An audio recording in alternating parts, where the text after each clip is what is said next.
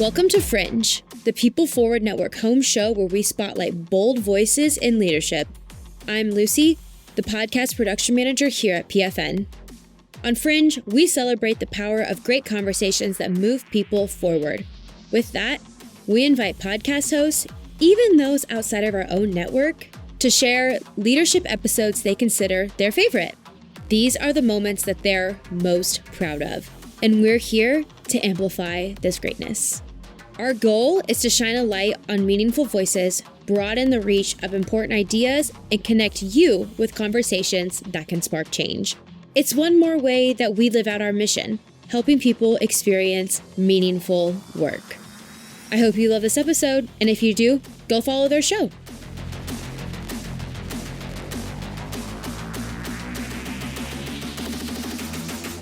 Don't worry, no one has this all figured out. You don't have to have all the answers, and you don't have to be perfect. You just have to be willing to build some self-awareness. You have to be willing to start with yourself. You have to be willing to go first. Hey, it's Nikki, Llewellyn Gregory, and you're on Gut Plus Science. You're in for a fast-paced, storytelling, action item-rich leadership growth experience. I hope you make this podcast a habit. I consider it a leadership mentoring tool. Learning together makes us better together, and that is how we change the world around us. Let's get to it. Hey, it's Nikki, and welcome back to Gut Plus Science. Today, we're going straight at a challenge that I see so many HR pros face, and driving real culture change that sticks. That's a thing. My guest is Heather Haas, CEO of Advisa. She's a business owner, leadership advisor, culture strategist, and expert helping organizations turn good intentions into real business outcomes. If you've ever felt stuck in program fatigue or struggling to get the buy-in from the leadership team for the culture work, this episode, This Time with Heather, is going to be a gift. We're diving into why so many programs fail, the system you need to succeed, and exactly how HR can lead lasting change and transformation. So let's make this stuff stick, shall we? I'm so excited. Heather, I know we talked before and we both agree that HR professionals, they're craving the stuff that sticks. We're going to be leaning into a lot of what you've learned today to share that. But can you start with why doesn't it? Why do most culture efforts flop? Well, I think the first thing is HR can't do it alone. In a lot of organizations we work with, we're supporting HR professionals who feel like they've got the whole weight of creating culture change, creating high engagement work environments, that it all falls to them. And sometimes the most frequently asked question we get is, how do I get the executive team on board? So, one of the first things I would say is that any initiative that HR takes on to try to make positive improvement, if the executive team is not bought in at the top, it's going to compromise the efforts that HR is putting forth to really transform the culture. I think sometimes the other thing is we're focused on buzzwords and not behaviors. In our work, we've been doing this for almost 40 years. What we find is that, the culture of an organization is really what most people say and do most of the time. And so to change your culture, you have to get really clear and intentional about what are the mindsets and behaviors that line up with the business goals and strategies that we have. And so sometimes I think people aren't thinking at that deep of a level about what does it really take. And then lastly, I would just say that it's not a fast process. That's not to say you can't influence. That's not to say that you can't drive change. But, culture change is not simple. It is actually complex. It can be done and it can be done well, but it isn't something that happens quickly. And we're also conditioned, we want things to happen so fast. And this is one of those things that takes time. Yeah. And we're going to dig right into a couple of things that you shared right there, because I have so many questions around it. I love the first thing you shared that's so important is HR can't do it alone. And how many times is it treated like a silo?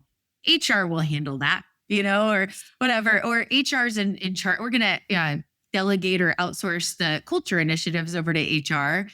But then we talk about the culture of an organization and how important it is, but we're trying to silo it. So I'm so glad that you shared that.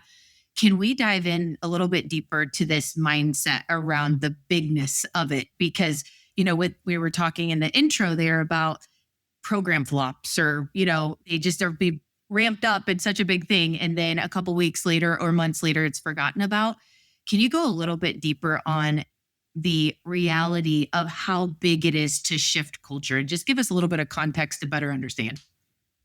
Absolutely. I think, programs are great. A lot of companies have been investing in, we send our people to events, or, we signed up for a group that certain leaders go to, or we've even, paid to send people to certain leadership development experiences. The problem is that those are all sort of ad hoc. They're not all aligned and aimed at the type of work environment that will enable the organization's strategic aims. So while individuals are out there learning great things, I think any learning is good learning, but not all learning creates organizational change. And that's really what I think we try to bring to this is, if you want to get serious about changing the culture of the organization and aligning it with what it's going to take to get where you're trying to go, we've got to declare and name what are the mindsets and behaviors that are important. And what do we need leaders to say and do then to coach those mindsets and behaviors, hold people accountable, et cetera? Yeah. Thank you for that. And let's go to what you had shared, in some of those initial talking points was, getting the leadership buy-in, and how often HR, who feels like they're in a silo, they know that's the challenge. They're like, I can't get my leaders on the same page. How do you approach that? It's a very popular thing. You're like, yes. How do you approach that? How do you hit it head on? Yeah, I mean, one of the things we talk about is all organizations have certain results that they're trying to achieve. There are financial metrics, there are strategic targets. Most organizations have a strategic plan to get those results, that we're going to, these are the X's and O's of how we're going to go about achieving those results. What lies in between is culture. It's the people who are either saying and doing the things that will hasten and accelerate the achievement of those goals, or we've got people and leaders in the middle who are saying and doing the things that will get in the way. I share that because that's an opening for HR professionals to have a more strategic, to elevate this conversation with the executive team, to sit down with them and say, I heard what you said when you rolled out the game plan for the year.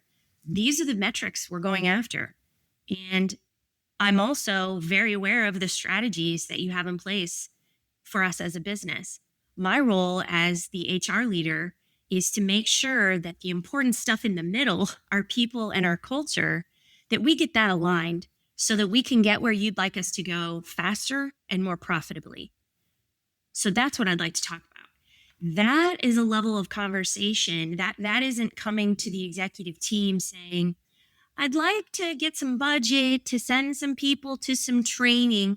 I always talk about, if you can elevate the conversation first and talk at a more strategic and have it be a business conversation, not a people conversation, not an HR conversation. It's got to be a business conversation first. Or for nonprofits, it's got to be an organizational conversation first. Then you can help leaders understand the important role that culture plays and the important role that you play as the strategic leader to really prioritize the right things, oversee the changes that need to be made, so that, like I said, what people are saying and doing, most importantly, what leaders are saying and doing, those are the right things to create an environment that's vibrant, where people can thrive and where the business results can be achieved. I'm going to break this down in like a real-time example here for a second, and let's see how this applies. So you get referred from someone that loves your work, a leader in HR that they know is struggling and is really looking to make change in an organization. So you get this introduction. You are someone on your team, and that person is like, here's my vision for what I want to do. I'm stuck because I can't get that buy-in from the executive team. You really come alongside and lock arms with them to prep them on how to then become that transformational change agent to go to the leadership team to then say, what I heard you say is, let's tap into the strategy that we know is laid out. Let's talk ROI. Let's position you to be that champion. Talk about that and what that looks like and how prevalent that is. Am I on the right track that you're locking arms to help them be able to champion that and turn it around to be able to then bring you guys in, right? And everybody is talking to be able to work together. Am I resonating? Yes, totally. And it can look a lot of different ways. In some organizations, you have the type of executive team where that HR leader is already, I hate to use it's such an overused phrase, but they already have a seat at the table. They're already respected and they're already a go-to person for really helping the organization grow and advance. In those situations, sometimes all that HR leader needs is a little bit of our tools, a little bit of our perspective, and some guidance and consulting from us.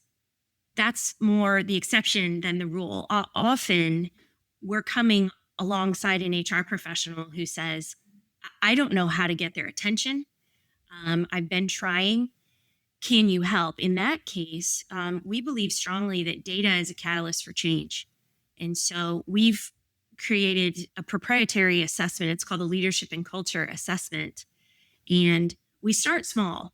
It's really about if we can engage the executive team to let us do this leadership and culture assessment, which is essentially kind of an X-ray. You think about an X-ray, if you've got a broken bone or something hurts. People come to us because something kind of hurts at work. Something doesn't feel right. We're not as effective as we could be. We're losing good people, or perhaps there's been, a huge change that has occurred and we've got to recast or reboot our culture.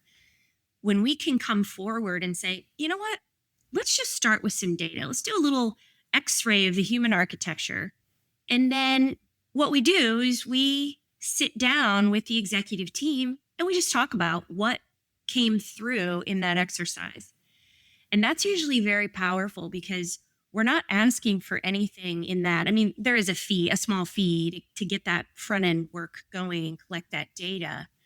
But the debrief of that is so rich and so powerful because that assessment shines a light on how effective are leaders at multiple levels in the organization at 16 behaviors that are highly correlated with leader effectiveness. There are questions about how effective is the organization at attracting and retaining top talent. And then there are some open-ended employee loyalty questions. And when that report gets shared back and our team has the opportunity to sit with executives along with the HR professional, there are usually some very eye-opening opportunities for improvement. And then all eyes sort of go to the HR person in the room, and you have a CEO saying, we got to make some change. How do we do this? And so that's what I mean about data as a catalyst for change. It helps people see their situation through new eyes. And now we can talk about, are you equipped to go it alone? Do you have the tools, experience, et cetera, to make some change? And or how can we help as an outside provider with a proven process? I love that we started there. I'm really excited to dig into the advisor culture system framework and go deep there and really understanding your ways. But I think it's so important for the HR leader that's listening or someone that knows an HR leader that's struggling in the silo to know that they could have a strategic partner that can lock arms with them to help them. You said earlier, overused, like get the seat at the table, the presence that they're looking for to have a stronger voice, and that they don't have to do that alone. And many times it's like, I don't even know where to start. I'm sure with the HR, they're like, or I feel exhausted. To have that strategic partnership where you bring data, you lean into strategy, and you talk the language of the leadership team to prep them so that now, we can all get aligned to move forward. So now let's talk about the Advisa culture system framework, the way you all, support and lead the change alongside the HR leaders. Yeah, as I mentioned earlier, we've been doing this for a long time, and we started out as a predictive index certified partner, right? And this is relevant to how we got to this framework. And predictive index is an amazing software platform and training platform. It helps leaders match people to jobs and helps managers communicate effectively and coach. But again, we had a lot of success. A lot of clients implemented it really well and it was moving the needle, but it wasn't quite enough. And so then we said, you know what? It's really about leadership development. They need predictive index. They need data about their people, and leaders need skills for how do I give feedback? How do I coach? How do I, leaders tragically are so underdeveloped, especially coming out of COVID. I mean, the whole world has changed on its axis, and we've got a crop of leaders who have not had the opportunity to retool. And so we spent a whole chunk of time building out incredible leadership development programs. And those were going well. They are going well. But again, something was still missing.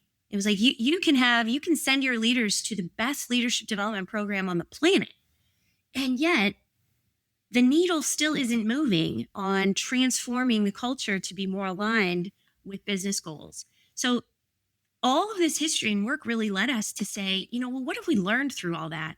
When organizational results are not forthcoming, what are the points of failure? And so there's really 5 things. And that's what we put out as our point of view on this. We call it A.T.L.A.S. I'm a former teacher, so an acronym is a helpful way to remember things. But the first A stands for activation from above.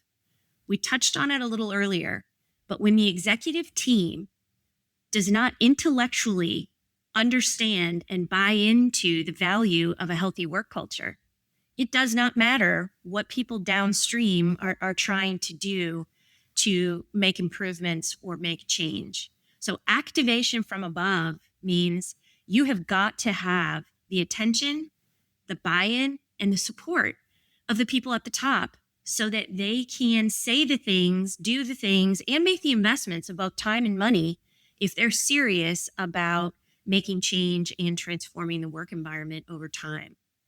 So the T in A.T.L.A.S is trust and shared purpose.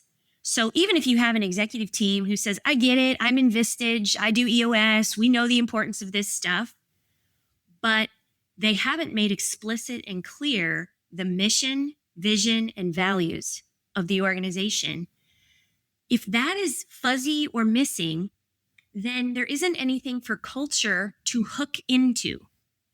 Your culture needs to enable the mission, vision, and activate those values. So if those things are not present, or if there's any confusion or misalignment about who we are, where are we headed, and what are the core values that represent our corporate character, culture change is going to be tough. Those things have got to be in place.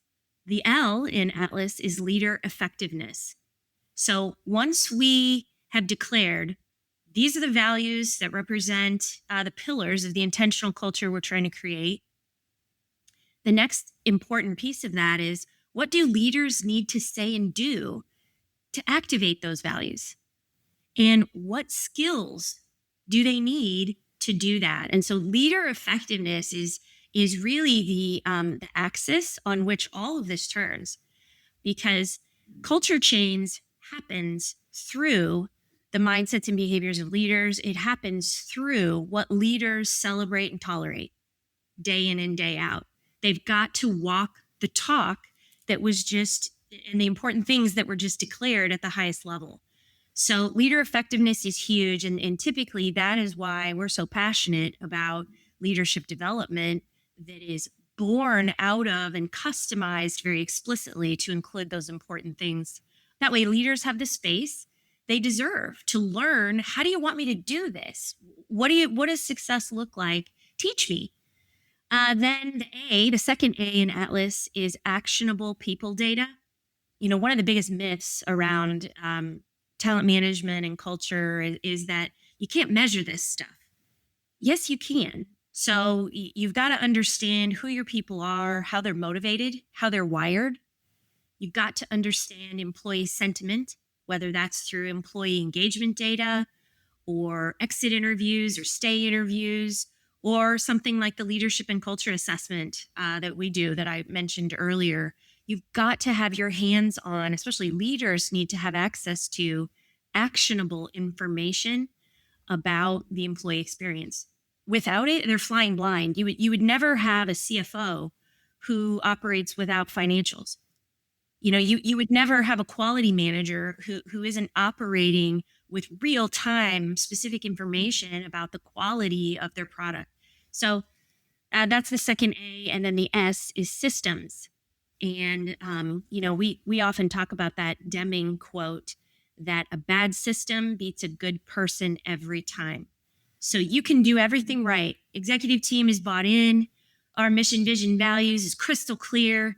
Leaders are in programs where they have the time and space to improve. They know how to activate the core values. And we've even got tons of actionable people data. But if we don't have the tech systems so that hybrid teams can meet and engage effectively, if our policies, procedures, and norms are somehow at odds with the intentional culture that we've just declared, now we have competing priorities. And so all 5 of those drivers, they work together. You can tackle them sort of one at a time, but what makes culture really sing and what makes change really happen, it's when all 5 of those things are being invested in very meaningful, strategic ways. So good. Can I dig into some questions? I was typing out, okay, how do I narrow them down? Let's get started here. So the activation from above, I'm curious about a consistent, pretty popular scenario that happens where you see something that maybe that company that you're working with, they're like, yep, we got activation from above. You see it though, it's not there and you call it. And so you're like, I see this and we can't move forward.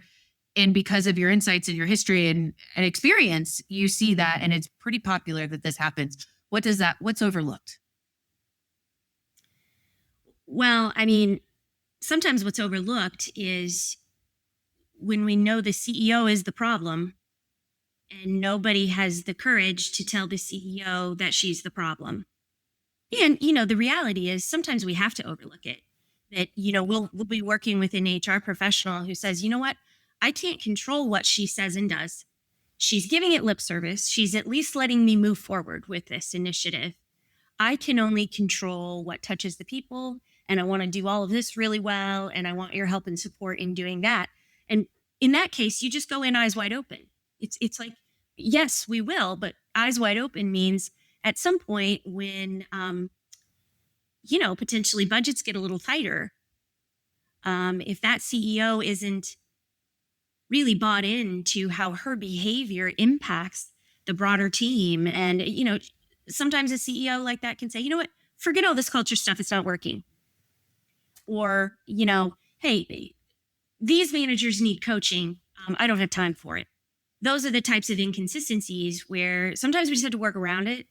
Sometimes that we as an outside party, where we may be doing a lot of coaching with a lot of their leaders. We may be in rooms, month after month with groups of managers. We may, again, have that leadership and culture data.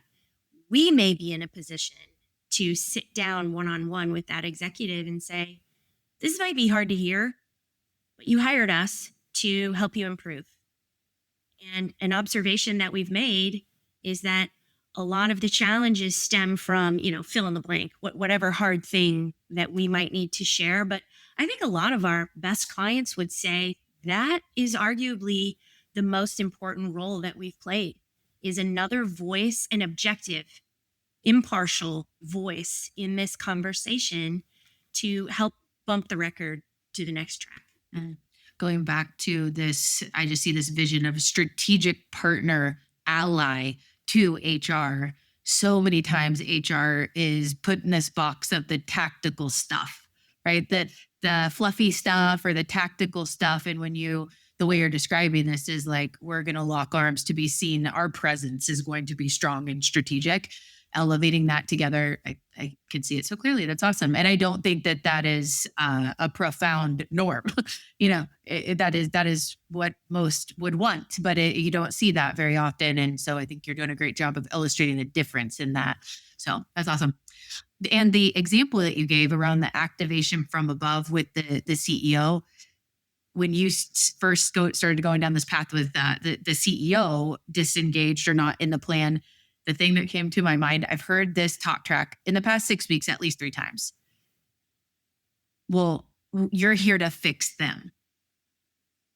And that is so popular that, whatever role it was, and I think very popular when the person comes into the CEO role, they weren't hired into that. They were, the other CEO left and they're advanced into this. And it's, and naturally it's like, hey, you're here to help them.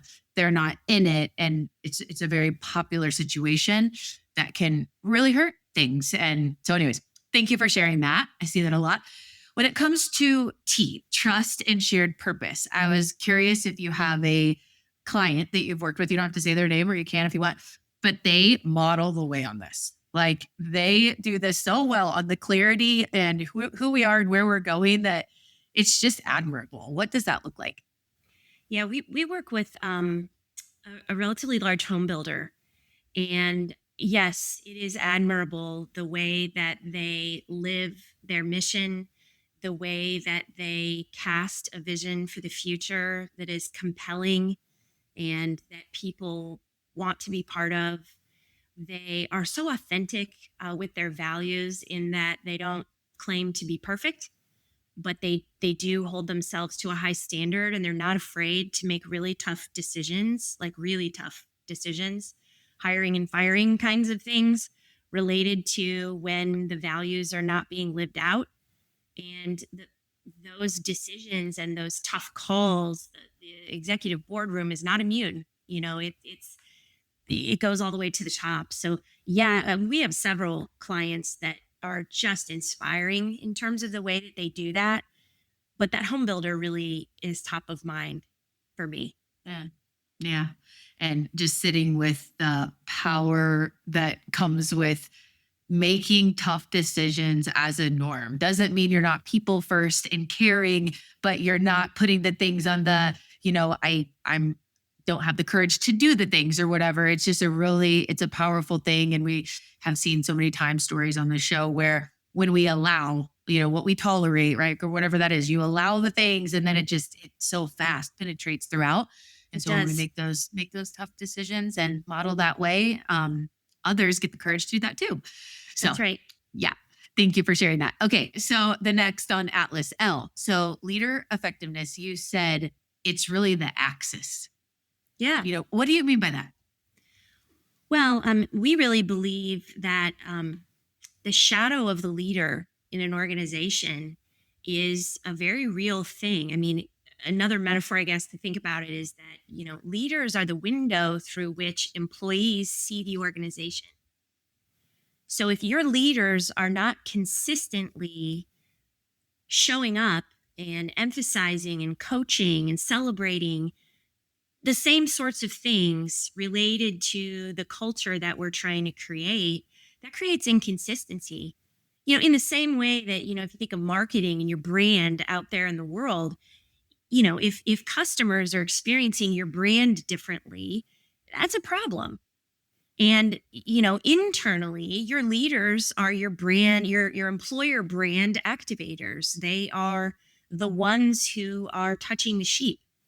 So, it's really critical that they are equipped and that they are both confident and clear about and capable of saying and doing the things that will help people connect personally with the ethos of the organization, that will help people grow and develop within the organization. And most leaders we work with would tell you they need help. They want to be led. They need and want someone to come alongside them and say, don't worry, no one has this all figured out. You don't have to have all the answers, and you don't have to be perfect. You just have to be willing to build some self-awareness. You have to be willing to start with yourself. You have to be willing to go first. The leaders learning themselves first. Who am I? How am I wired? And how do my behaviors land on other people? And then how can I self-manage and be accountable for who I am and how I don't have to change who I am, but I do have to be responsible for what I say and do and how that affects other people. So leaders going first in that way, going on their own development journey, is what unlocks the opportunity for other people to be vulnerable and to maybe raise their hand and say, I made a mistake, but I want to get better and I want to learn. And will you help me? That's the kind of very real relationship building and engagement that we need to have happening in organizations for leaders to be effective, building teams and growing people. I think that verbiage you used, axis, when you said leader effectiveness is the axis, it really hit me. I'm like, there's so much depth there. It's really working on ourselves from the inside out, and it's a consistent journey. Because how many times do we hear it's like the ego play is really the thing, and it's really our inner work stuff, right? But that's so many times overlooked because we're doing technical leadership training versus like adaptability, change from the inside out stuff that a lot of time is overlooked, which I know you all at Advisa are very, very into. So just that axis thing, like I liked it. Okay, now let's go into the second A, that actionable people data. So Gut Plus Science has science in it because I love the mix of like emotion and gut mixed with the science backed. Let's use, numbers to guide us forward. Just like you were saying, every CFO does. Let's do it for people because they're most important, right? But sometimes we miss that part. Tell me an example of where data revealed a crucial unveiling that helped to change something. Wow, we work with so much data. I guess I would give an example of an executive team. We were helping them with some strategy, and they had identified that we have some aggressive growth goals. And the good news is we've done really well creating a warm and welcoming work culture. People generally really like working here, and that's a really good thing. But we're starting to experience the tension between that warm, fuzzy environment and the moments and the decisions that we have to make that are really a bit of those high performance type decisions. We might love Joe, but if Joe is no longer able to perform at the level that we need, we might have to make a change with Joe. And the organization, like really wrestling with that tension of its at odds. And so back to your question about data, we use what's called a competing values framework. You can Google it, but it's a way of understanding your culture in 4 different quadrants. One quadrant being very entrepreneurial, it's all about innovation and change comes fast, and it's about drive and creativity. One quadrant is what's called clan. That's that people focused. We're collaborative and we're connected and esprit de corps. You've got a quadrant that's about process and precision, and you've got a quadrant that's about results and discipline. When we can plot the predictive index behavioral results of the leadership team in those 4 quadrants, so we overlay people's behavioral drives and needs, and we overlay that to sort of the cultural behaviors that exist in those 4 quadrants, it jumps off the page. And in the company that I'm talking about, they said to us, here's our from to. We don't want to lose the warm and engaging work environment that we have, but we have got to become more disciplined about results and have a higher bar for performance. And we said, got it. And so then we plotted the leadership team's data on that 4 quadrant matrix, and they looked at it and they were like, oh my gosh, all of us are up here in clan. And we are expecting to take the organization into results and discipline.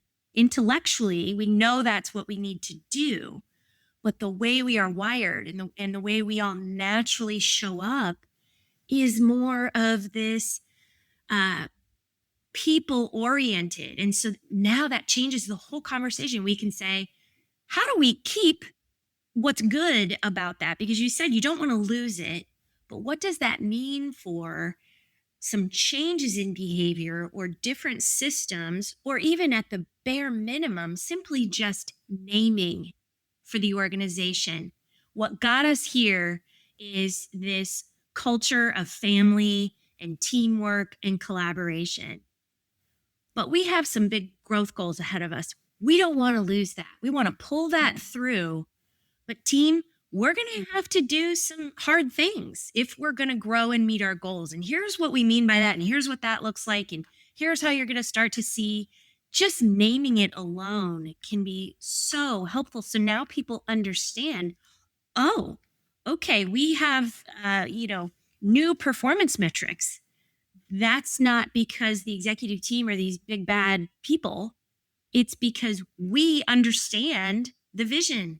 We understand what's happening here, and we're part of it, if that makes sense. Oh, it does. It does. I can feel the energy there. But the data, truly, until you juxtapose people data, whether it's people's leaders' behavioral drives and needs, or sometimes it can be data that we show from our leadership and culture assessment, where we're able to reveal, hey, senior leadership, you guys said everything is great. Frontline leaders, they said things are pretty good too. What's going on in the middle? These people have a very different perspective of how effective leaders are in the organization and how the organization as a whole is set up to attract and retain top talent. Those are the kind of things. And then you've got a CEO who's like, holy cow, if they're confused in the middle, we have a big problem. Yeah. Yeah. And the data is what gets them there. Right. I crave that data light bulb. You see the data and you're together and people's light bulbs are going off, and now people are aligned and we're rowing in the same direction. There's a lot of work that it takes to get there, to be able to do all the things like what are we measuring and whatever. And that's where you guys come in. But that outcome of, whoa, where we see it. It's Yes. fantastic. Okay, let's move on to the last one here, which is systems. And something was coming to mind when you were talking around simple, not easy. So culture is not at all, as we talked earlier. It's a very big thing that people are like, oh, we're going to do this for a quarter and see how it goes. And it's like, oh boy, that's why I was like, let's lay some context for it is a multi-year, ongoing, very big thing. But we can make it simplified. And I think the systems, that's what you were saying. It's like a bad system beats a good person any day. Can you just give before we have to head into our lightning round and wrap up here, a quick little understanding of what a system making this simple looks like played out? One very simple example is if we say family is a core value, and we've invested a lot of time and energy into activating that and making sure people feel that, but yet we have a really outdated parental leave policy. We have to call that out. Someone needs to be brave and say, you're saying family is really important, yet this policy is, it's not competitive, it's not current, and it isn't going to enable me to be a working mom, or I'm going to have to make a choice. So that's a very practical example. I think another more macro example is we invest in leadership development. It's all aligned with the important things we've declared, but yet leaders learn all these new things, but they literally don't have the technology systems. For example, a performance management platform to effectively do one-on-ones and keep track of what did we say we were going to do, and how do we give shout outs and kudos and make sure all of that can be easily organized. Again, back to the financial example. I mean, the financial systems that companies invest in and the way that they can keep track of the numbers and run reports 18 ways to Sunday, that's amazing. And it aids decision making. But then we expect leaders to have no people management systems, and certainly they may be able to use certain tactical type or administrative type systems, but more strategic systems, for example, like the predictive index software, where you can get in and you can see who are my people and how do I understand their needs and build some teams and overlay different people to different job targets and get into my engagement data and see that on a manager level. And how is that trending given the new skills I've been learning? And that's the kind of system that supports the learning and the development that we've been investing in. So it's sort of a shame to invest in everything on the front end, and then people sort of get back out in the wild, and it's like, well, I'd love to be able to, try out all these new skills, but I don't have the time and I don't have the tools to really make that behavior change stick over time. Yeah, that's good. What is our people ops or people system source of truth, right? We'd never run our sales process, or you shouldn't, without your CRM, right? Like it's got all the next steps. It's like, and people are most important. So we should have a source of truth for all of us. I love that. Thank you so much. This has been so good. We're going to head over to our lightning round. Before we do you want to wrap us up with any tactical next steps of advice, maybe leading them into the tool that we talked about earlier? How do we want to wrap up? Like, here's a tip now to get started or take the next step before we head over. Yes, I think I may have said it earlier, but a lot of times people really struggle with, they'll say, wow, I listened to what you had to say, or I read what you wrote. It all really resonates, but it's overwhelming and I don't know where to start. Sometimes the first step is the most important step. And if you are feeling that right now and you're listening, if you go to our website, advisa.com, you'll find right on the homepage a 5-minute culture check. And so you'll have the opportunity, 5 minutes or less, to get a quick burst of data that tells you sort of those 5 drivers that we talked about, where are you strong and where do you really have some room to improve? And even just that little abbreviated culture check can really get you started, or at least point you in the direction of what you may want to do next. And that's free. So I would encourage people to check that out. Great. And we'll link that in the show notes as well. I highly recommend go check it out. 5 minutes. Why not, for all of this amazing goodness, and give you a roadmap forward. So Heather, this has been so great. Loved hanging out with you today, and many learnings, and love sharing this and inspiring our audience. Now we get to lean into the personal side of Heather, just some fun stuff. But we always start with our first question, which is your favorite book of all time or favorite recent read. Oh, I would have to go with favorite book of all time, because this came up in conversation with my family recently, but The Fountainhead. It's a very thick book. I actually read it in high school, believe it or not. But it's about Howard Rourke, an architect. And I think like the tagline of the book is that the human ego is the fountainhead of progress. And so the whole book explores, and it's super relevant for me right now with everything that's swirling around with AI. You know, how does what is uniquely human carve into, bump into, or shape the technical, the more defined aspects of the world. And you know, that book isn't for everyone, but it is a book that I remember reading and just sort of my mind was blown. And it's also very philosophical, and it just really it turned me on to reading in general, and it really stuck with me. The characters stuck with me, the themes. It's a good one. It's putting in the category for me, Course in Miracles. I don't know if you've read that, but it's no, I haven't. In the realm. And I'm like, I love that book. I have it like tableside. I'd never be able to sit down and just read it, but just so many nuggets that are life teachings and things. So I'm gonna go get it. Okay, so second lightning question here. What is the core that brought you to becoming a 6th grade teacher in your past? Yes, that's where I started out. I started out teaching. I think, you know, initially I went into teaching because I loved kids, and I loved school. I mean, I loved learning, but I really, when you talk about the core, I've done a lot of work to understand, like, that is my superpower. I love helping people learn things. I love helping people understand themselves and the world in a new way, and really helping people get where they're trying to go. I get a lot of joy out of that. I got a lot of joy out of that when I was working with young people. And everything we do here at Advisa is aimed at that as well. It's just that now we work with adults instead of, you know, when I was working with 11 and 12-year-old kids. But now I have my own kids, and I get to help inspire and influence them. But teaching and learning is in my DNA for sure. Well, you modeled that out really well in our episode today. Thank you. Incredible teaching skills that you shared. So thank you so much.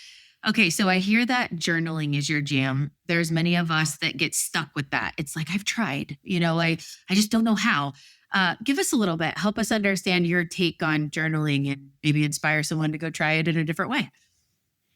Yeah, I think journaling is at its best when it's really simple and where people don't put a lot of pressure on themselves. Like, I have to get up at 5 and do a meditation and then do a journal.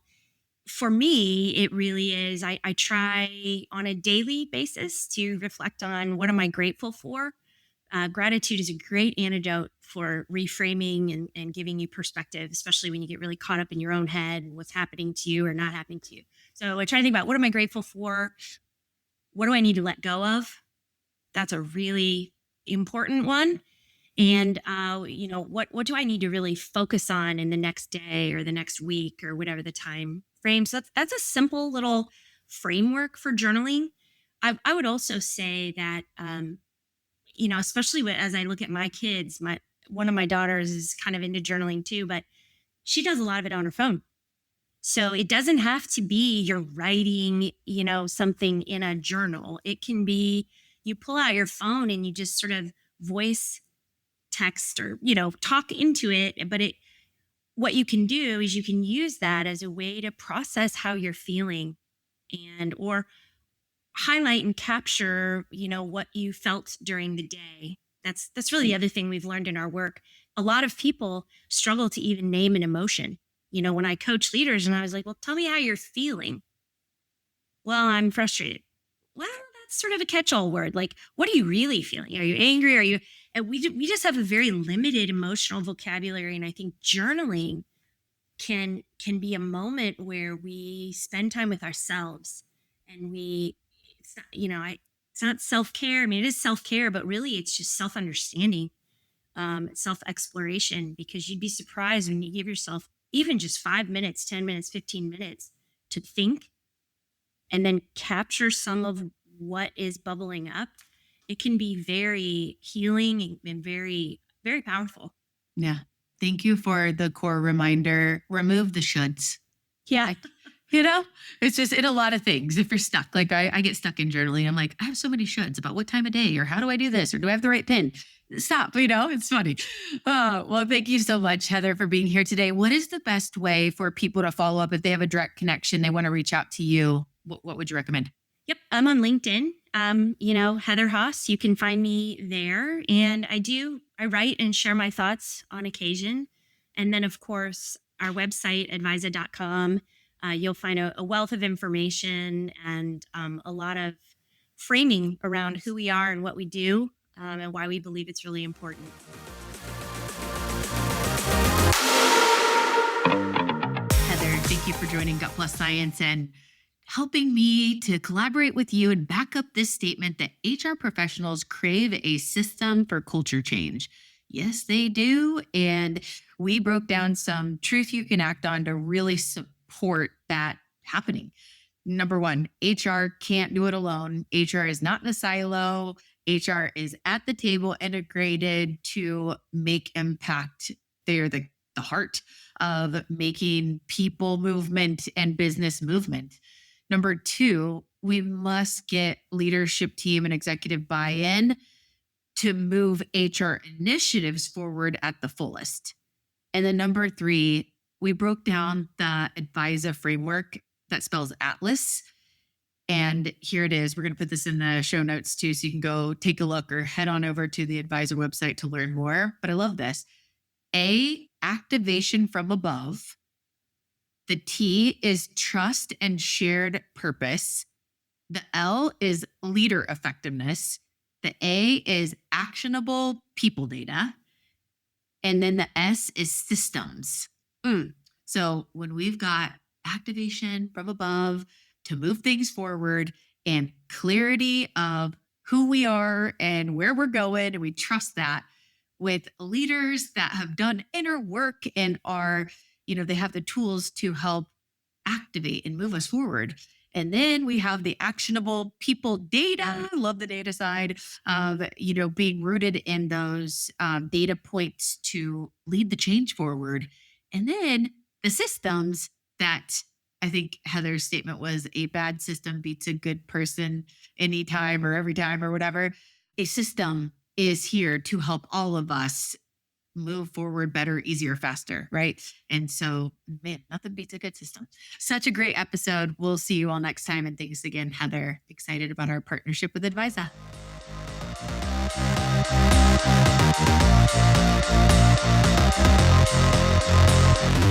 We just left the world a little bit better. Now, go do something with it.